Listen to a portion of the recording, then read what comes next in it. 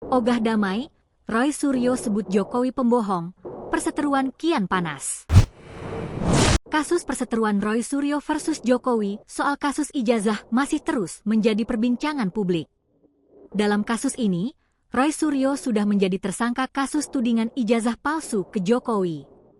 Jokowi sempat menyebut akan menunjukkan ijazahnya dari SD, SMP, SMA, hingga sarjana di pengadilan. Roy Suryo menilai pernyataan Jokowi itu hanyalah kebohongan belaka. Perseteruan kubu pakar telematika Roy Suryo dengan Jokowi kian meruncing. Kedua pihak sama-sama menyatakan tidak akan berdamai terkait polemik ijazah Jokowi. Kasus tudingan ijazah palsu Jokowi saat ini masih bergulir di Polda Metro Jaya.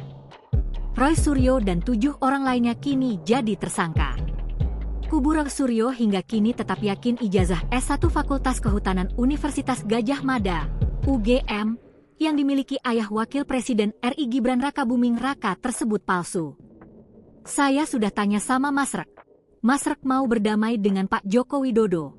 Oh, enggak.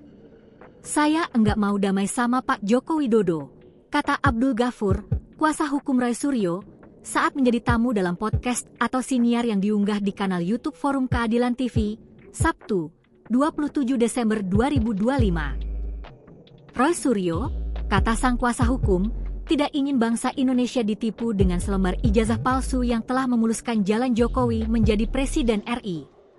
Kenapa Mas Roy enggak mau damai sama Pak Joko Widodo? Karena saya yakin ijazah itu palsu.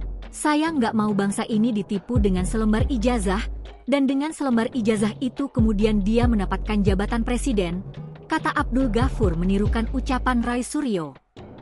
Sebelumnya, Roy Suryo menyebut pernyataan Jokowi soal pemberian maaf dan siap menunjukkan ijazah di pengadilan hanya bohong belaka.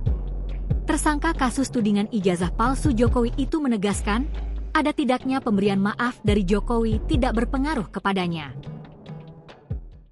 Download Tribun X sekarang, menghadirkan lokal menjadi Indonesia.